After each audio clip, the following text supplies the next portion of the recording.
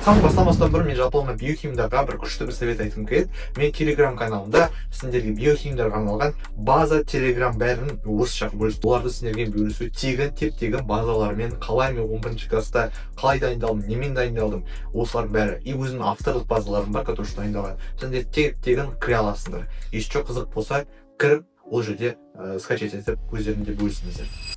Бәріне сәлем, мен есімім Алихан Оңғарсұлтан, мен жалпылама Асу академик аталасыңдар. Жалпылама осы жыл мен грант иегері болдым, құттықтасыңдар болады. Астана медициналық университетінің жалпылама бірінші курсының бұйырса атынамын. Осы жазда бұйырса августте. Жалпылама өзім қазір советтермен бөлісім келіп тұр қазіргі 2027 жылға 2026 жылға түлектерге. То есть бізге кейінгі болар, иә? Өз басым өткен осы советтерді бірден естіген жоқпын. Жалпылама осы советтерді өзіме кезінде айтса екен дейтін мысльмен осыдан шығарған едім осы видеоны. Бірінші советім, ештеңе қорықпаңдар. Возможно, ошибкадан қорқуы мүмкінсіңдер, немесе ендідан пробныйда тапсыратқанда, возможно, сендер ошибка жасауды қорқып, олардан жалпылама скрываться етіп, допустим, сіз жалпылама ендіда пробный өтіп өтесіңдер, и сол пробныйдан сіз өзіңізді алдап, немесе білмей кімді алдайын деп жатқаныңызды осы арқылы сіз біреуден интернеттен көшіріп, немесе кітаптан подсказка формуланы қарап, сол арқылы сіз плюс өзіңізге балл жинағаныңыз. Это ужасно, достар. Олай істемеңдер. Өйткені сіз кімді алдап отырсыңдар, өзіңізді алдап отырсыздар тек қана. Кімді курс алып алыңыз, осы дайындалу үшін, осыны істеу үшін.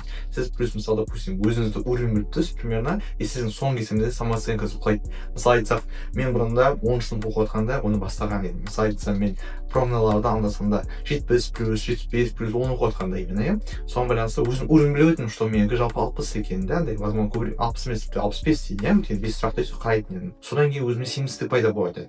Сенімсіздік өте жаман жейді адамды. И өзін жаман кінәлай бересің. Өйткені андай ғой, адам өзі пенде болғандықтан өзін кінәлай береді.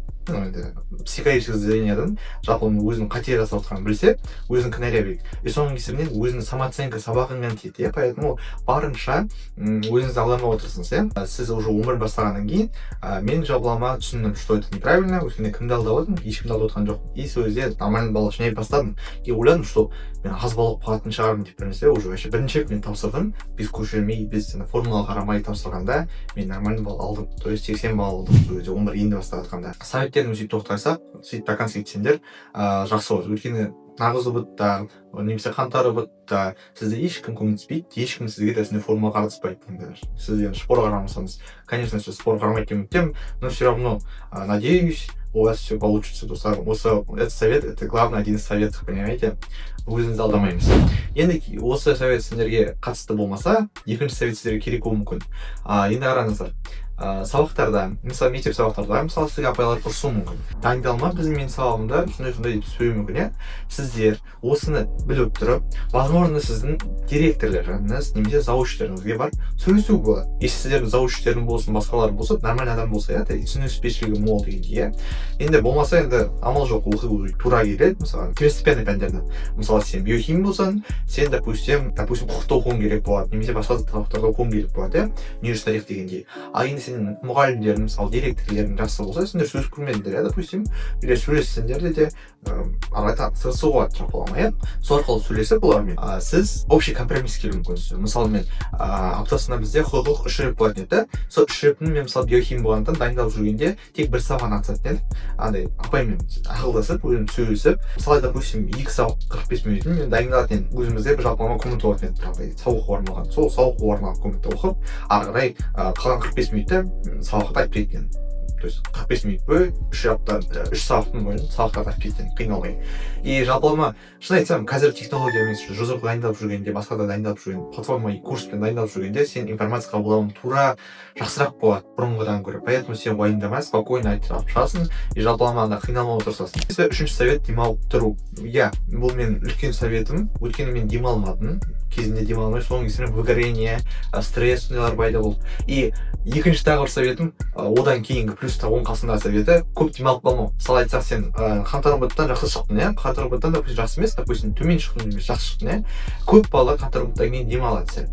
Бірақ та қаңтар ұбыттан кейін бірнеше күннен кейін уже наурыз ұбытқа тіркелу басталады. 4 күн, 3 күн демалыңыз, телефонсыз, киносыз, өзіңіз үшін мысалы сурет салыңыз, немесе демалыңыз, спортпен шұғылданыңыз.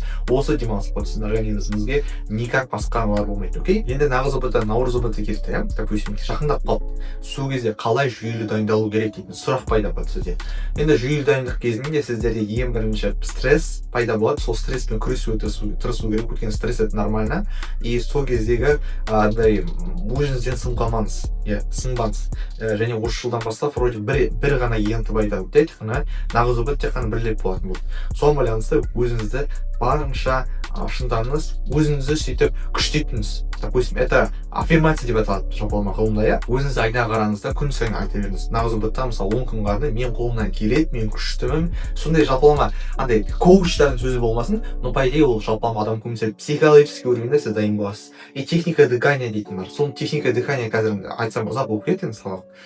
Видео ұзақ болып кетті, конечно. Поэтому сіздер ютубта техника дыхания, басқа да болсын, успокаивающий техникаларды біліп алсаңыз, сіз наоборот көбісі оны білмей тұрып, допустим, пустая трата времени деп тақып болар, стресске түскенде олар ұзақ кетіп қалады. Вы не будете спринтерами, вы будете марафонцами, то есть ұзақ қашықтыққа жүретіндей боласыз, потихоньку, по чуть-чуть. Ал спринтерлар, то есть бір өзінің скоростын бір жүгіреді бір апта, сосын бір апта демалады, бір апта жүгіреді, бір апта демалады. Это бұл дисциплина емес, достар. Дисциплина бұл күн сайын сабақ оқу, тоқтамай дайындалу, достар. Сіздерге осы советтер сізге жақсы болды деп үміттемін. Енді бұл советтердің қатты көп болмасын, но бірақ та сіздерге көмектеседі деп үміттемін. 2027 жылғы түлектерге сәттілік, достар. Сау болыңыздар.